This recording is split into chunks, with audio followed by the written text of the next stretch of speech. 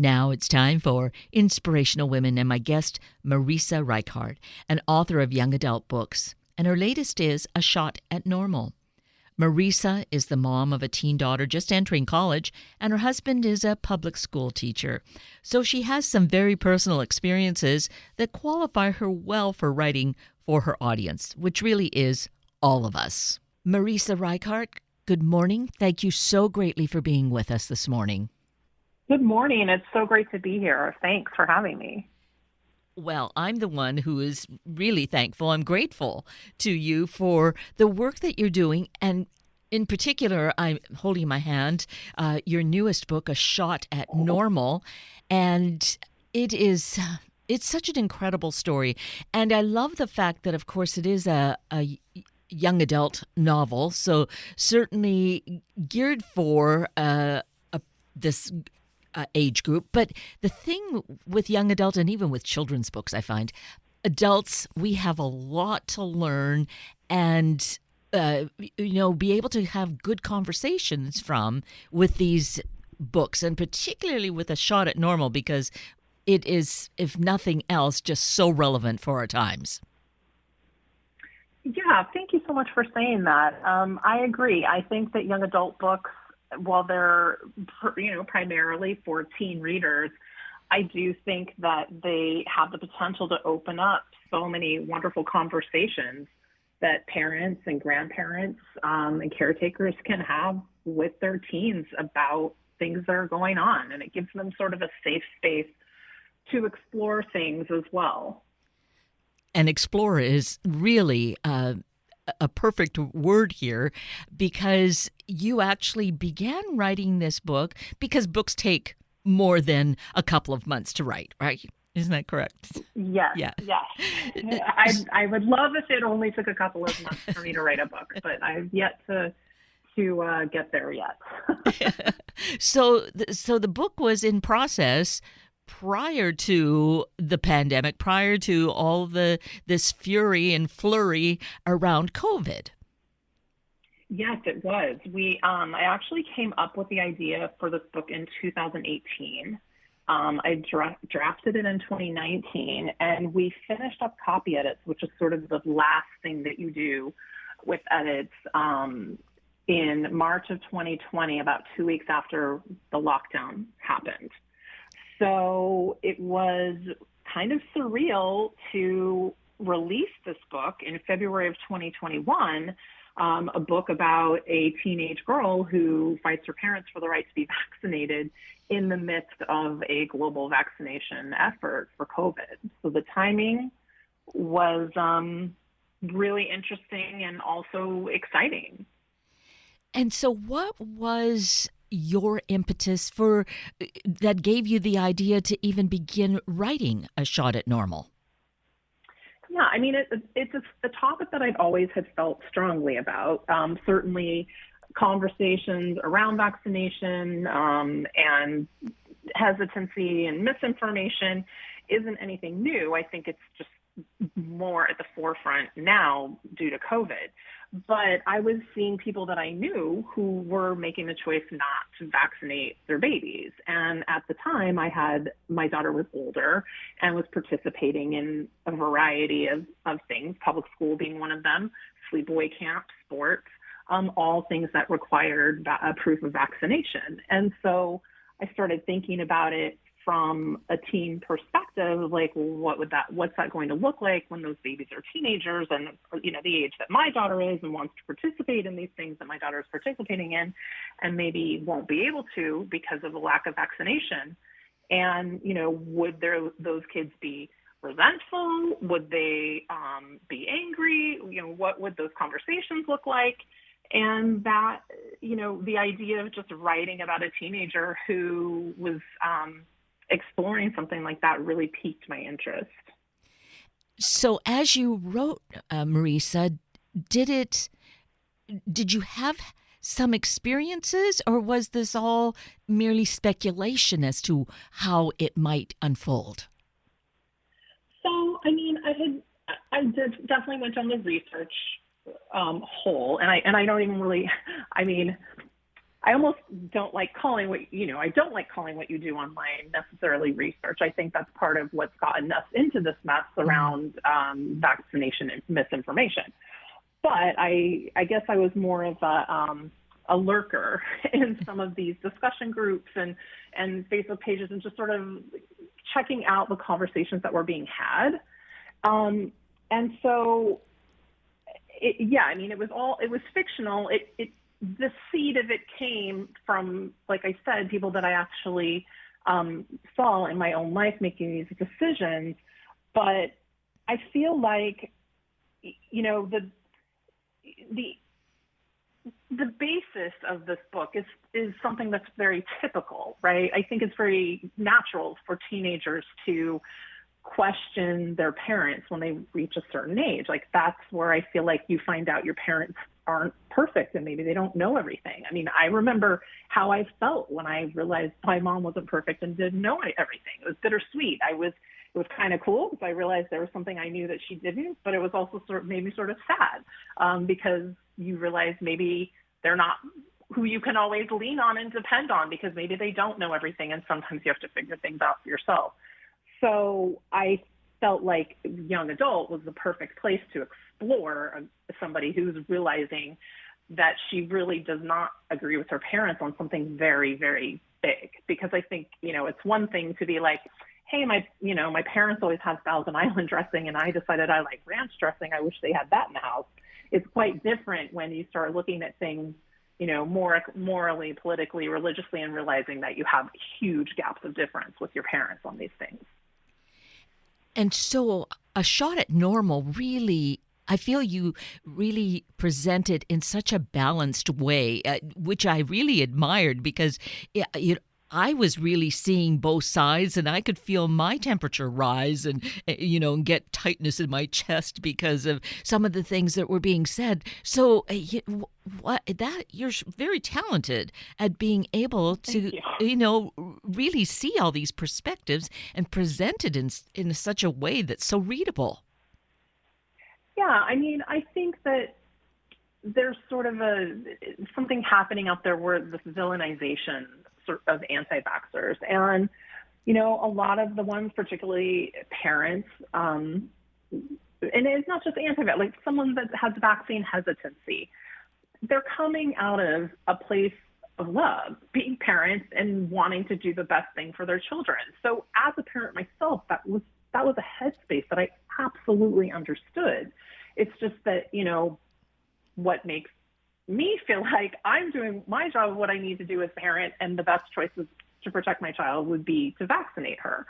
So, but it wasn't difficult for me to be able to sympathize with where these parents were coming from and how difficult it had to have been when something a belief that they hold on to so firmly and that they feel is so much a part of who they are, and feeling like their daughter is just shutting the door on that, how much that would hurt. And so, I've been the parent of a teenager, a teenage girl, so I know how it can be very challenging. It can hurt your feelings sometimes. So. And your husband is a school teacher, so there's that aspect of vaccinations in public schools and being in public spaces. Yes. He, was lucky because he was a public school teacher, so he was in that or one of those earlier tiers of being able to be vaccinated for the COVID vaccine. But it definitely, I think that while it's measles that are addressed in A Shot at Normal, I think that the conversation around it hasn't shifted that much. The lens of what we're looking at the book through since COVID has changed a little. But it's definitely, for me, shifted in ways of realizing how much I'm personally affected, by having a husband who's a public school teacher going into the classroom, and the dangers and risks that presents. And thankfully, he's a high school teacher, so the majority of kids at the school where he teaches have been vaccinated because they are in that age range, and we live in a community where there's a high vaccination rate. I certainly sympathize with elementary school teachers who are teaching kids that don't have the choice of vaccination yet, or their parents don't have the choice of it yet.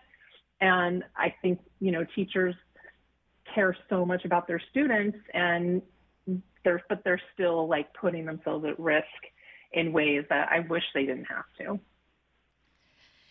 Oh, yes, absolutely. And if only that were the major part of it is the age, but again, Yeah. it's gotten so impassioned and just so much anger and well, just misinformation bantered around that is making this so much more difficult and challenging than we experienced, I think, just generally in the past, and certainly, as we see through the lens of a shot at normal.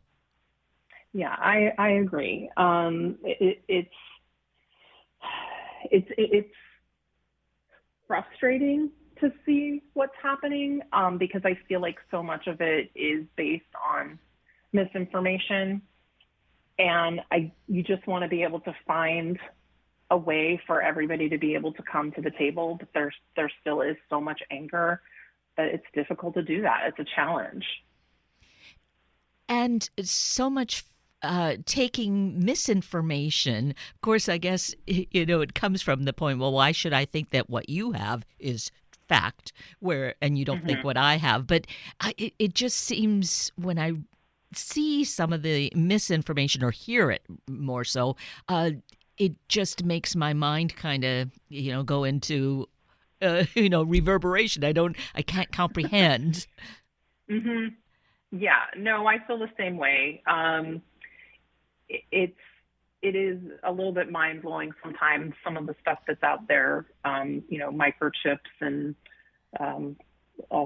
DNA shifting, and it's amazing what people come up with. But I mean, they're good at what they do, I guess. I mean, they're drawing people into this, and I think that the best way to combat that is to just keep getting the scientists and the doctors and the epidemiologists out in front of people and letting them know the truth. And having an open mind. Like one of the arguments being, well, that's not what they said, a week ago or a month ago. And allowing for how things change, because this is really so very new, and it keeps changing, maybe even daily, as scientists find more information, and we just live that much more life. Absolutely. I mean, that's what science is. I mean, you have the answer until you don't have it anymore, and it's constantly shifting and changing. And I think that's what's so interesting about it, is that they have the openness to finding the changes. But what we're seeing in society is you tell people one thing and then they grasp onto that, and then that's it, Right. So we have an opportunity when we have books like this, A Shot at Normal, for kids to be reading it, for classroom discussion, in families to read it and discuss this and look at it, so that to have a conversation rather than all the anger and just digging our heels in and not wanting to hear a different point of view. I agree. And I've had a lot of people come to me and tell me that they've had conversations around the dinner table about this book, and, grandparents who read it before giving it to their grandchildren and vice versa. And I love that about young adult. I love the opportunity that's there for those kinds of discussions. And I'm really honored to have written a book that I feel is such a conversation starter, because it really does try to show both sides. And I think that that's important.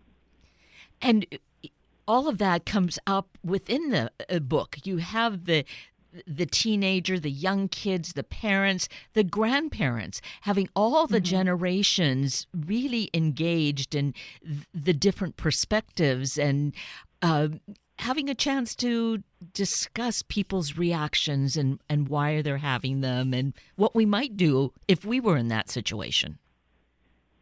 Yeah, absolutely. I love writing parents in my books. I think sometimes they're shadow figures in young adults. And I understand that too. I mean, these are books that are for teenagers. But for me, my parent, my mom was very, very much a part of my teenage years, and both for good and bad. And so I feel always an obligation to include those relationships. And then having the grandparents be able to come in and have a point of view that's different from that of their son, and sort of be able to be a support and a spokesperson. I don't know if that's quite the right word for Juniper, my teenage protagonist. I think that that's something that's maybe not always expected, to see the older generation come in to defend the younger generation to the parents that are kind of somewhere there in the middle. And so I really loved writing the grandparents in this book. I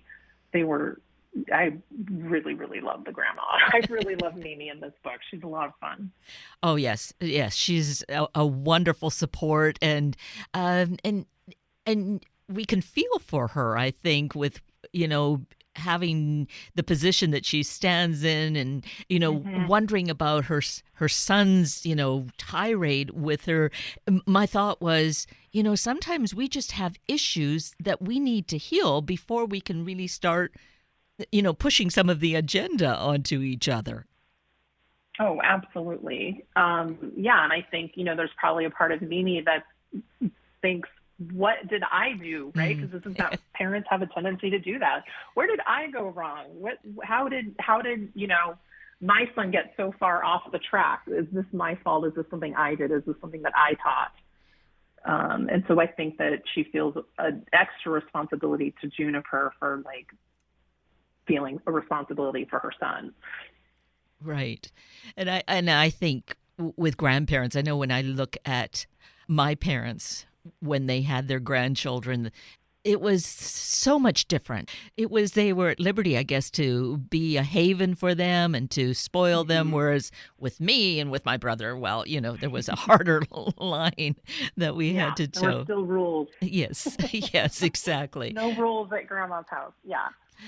But it gives us this opportunity for important. It brings perspectives. I guess that's it. That is really important in all of this conversation, and to grapple with rights and freedoms and age and how all that factors in, and why in some cases 16 is just fine for permissions and other times it's not. Why is 18 the age? Why is 21 an age for things? All of that comes in. Yeah, absolutely.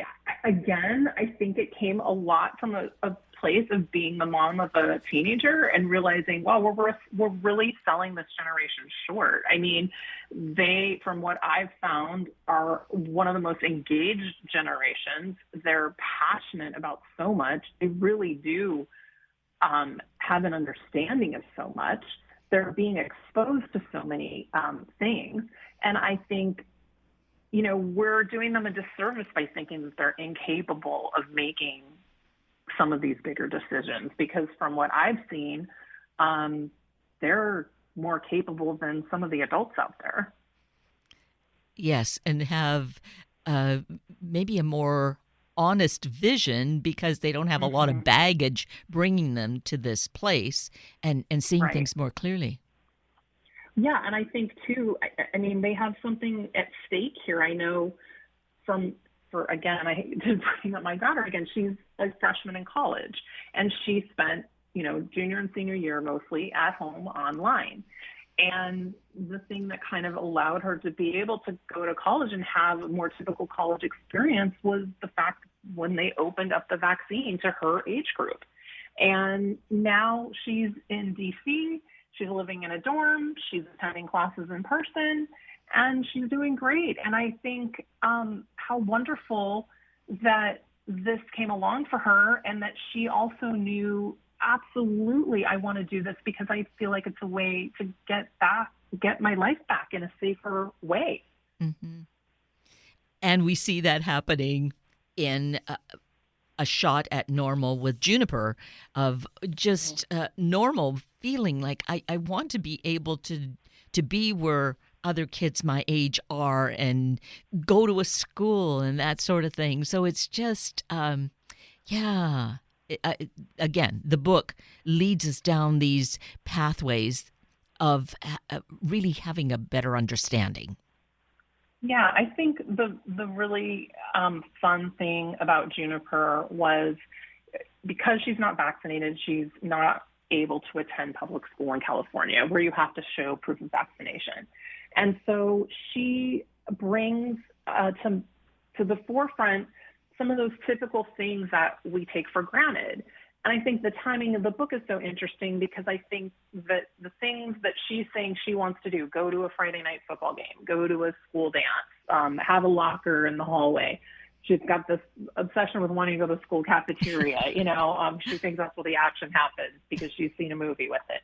But I think that it was interesting timing because when suddenly you have this whole generation of high schoolers that were home, they also were realizing I shouldn't have been taking typical things for granted. They were no longer in school in person. They didn't get a prom. They didn't get an in-school graduation, in-person graduation. And so I think there's something really special and tender about that to remind people, don't take things for granted, like even just how nice it is to go to the grocery store sometimes.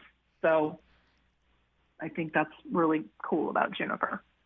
Yes, and to experience the world through her eyes, it was almost the feeling of being a teenager again. So thank you for that, Marisa. Thank you. I love to write about them.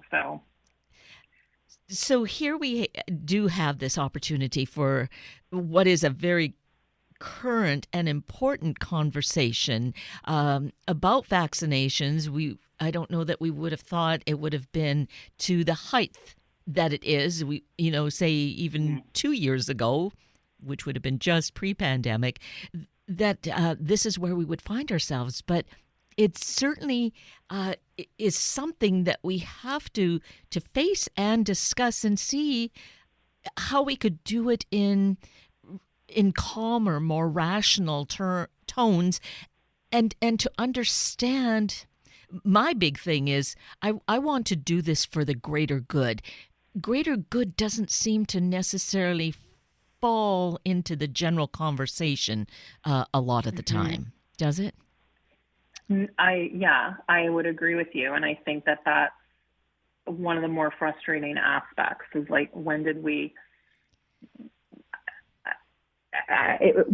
only start caring about ourselves? And that's the thing that's great about Juniper is that's so much in the conversation. I mean, she contracts the measles, she passes it on to somebody who's too young to have been vaccinated, and there's tragic results from that. And she ends up feeling like and questioning her role in public health and what is her responsibility here to protect others around her, not just herself, but her siblings, other children that can't be vaccinated yet because they're too young. Or people that can't be vaccinated for medical reasons. And I think that that's something that I would love to see talked about more, that it's not just about you. It's about the person that's standing next to you that you don't even know, that's a total stranger, who might be going home to a grandmother that's living with them that's going through chemotherapy. I just think just a little more empathy would be a really great way to open up these conversations. Yes. And certainly by sharing stories like this is a great way to do it, and maybe then it'll lead to other ways that we can engage each other in other conversations without reacting angrily. Yes, I agree. There's so many different topics outside of vaccination that could be better worked out if we could all just be a little bit calmer. So you say that you are hearing from people who have been talking about the book at their dinner table. So there's more going on. I hope that schools are using or looking to use it as their reading list material this year. Yeah, I don't always know which schools or classrooms are using my books, but I'm hoping that it's on reading lists, some summer reading lists. It did come out just this year. Sometimes it takes a little longer for books to find people, but certainly I've had good support from librarians, school librarians, so I do think that it's getting into the hands of people at school. Which is definitely a critical place for it. And what about Absolutely. your daughter? I'm sure she read the book. She did not read the book. Oh, okay. Mom wrote this book, so I'll wait. Yeah, I think, yeah, she's extremely supportive, but I think there's a part of her that is a little bit uncomfortable with reading something that mom wrote about teenagers. I don't know. She's she's read my other books, but she just took a little longer to get to them. So I'm certain that she will read it. But yeah. And maybe this is just really too current that she may, fear for some reason that she's going to find herself in it? I will say she was really fantastic. This was the one book that I wrote when she was in high school. The other book, she was a little bit younger. So this was one where I did bounce a lot of stuff off of her.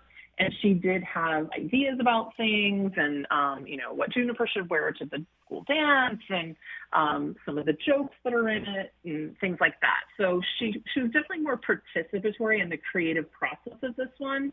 And that was really fun. So maybe that's it. She knows so much about it that she felt like she didn't need to read it. Well, and I got a real kick out of some of those things. It was fun to read.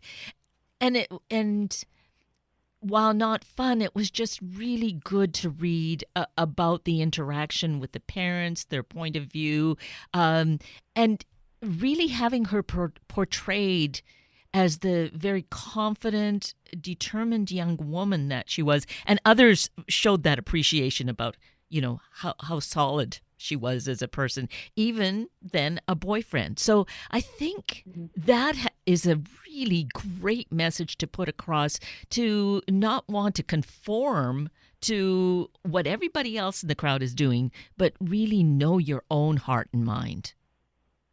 I agree. And what's so interesting about Juniper is a lot of the reasons of why she has that kind of confidence and is so self-assured is because of the way that she was raised and some of the things that her parents taught her, made her this, gave her this ability to look outside of the box and make these kinds of decisions and question authority. And I just think she's an amazing character. She was really fun to write. I missed her. I would love to spend more time with her. But I feel like that about all of my characters. They all feel like my own children in many ways. But she did make me very proud. Well, maybe there will be a book where she comes in as a character again. I would love that. I would love to revisit her in some way. That would be really fun. Well, maybe her voice will come to you somehow and do that, right? Yeah, exactly. She definitely came to me. This was the one book that I had where she came to me first. I felt like I had this character that was like shaking me by the shoulders and saying, "Tell my story." So I wouldn't be surprised if she came back because she came in the first place so strong and confident. I love to hear that from authors, from you, saying that that's the case where the character is so strong and insistent, I guess. Yes, yeah. Insistent is a perfect word. Yes. and I did really appreciate this book. I really believe it's one that everyone should be reading because it's such a good source of conversation by taking ourselves out of it. So maybe we can be a little more objective in having this really important contemporary conversation because it's affecting our lives so much. Yeah. Thank you for saying that. And I really do hope that this book finds its way to many readers and creates lots of conversations. So, your local bookstore, find your local favorite bookstore, get a copy, see it at the library too. That's a good option. And Marisa, let's mention a website where people can get more details about your other books and everything else that's going on. Absolutely. It's MarisaReichardt.com, MarisaReichardt.com, and that's got buy links for all my books, upcoming events, all kinds of good stuff. That is terrific. And just be sure to take advantage of that. So, Marisa, thank you so greatly for the book, for your writing, for your sharing it with us this morning. Thank you so greatly. Thank you so much for having me, and I hope you have a wonderful rest of the day. That brings us to the end of a very full hour of Inspirational Women with Marisa Reichardt and Sunday Morning Magazine with Wendy Sanford. I'm Kate Daniels, your host, and I greatly appreciate your sharing this hour with me and these special guests. For details you might have missed or information you'd like to know, please just send me an email, kated@warm1069.com, and I'll get right back to you. Also, if you'd like to listen again or share these important stories with your family and friends, find the podcast on our Warm 1069 webpage. Just click on the podcast tab, then either of the show names, and then look for the guest names. I now wish you and your family a day of time committed to learning more about our community, about the people. Have a week of the same, and then please plan to join me again next weekend for another hour of Sunday Morning Magazine and Inspirational Women on Warm 1069. Good morning.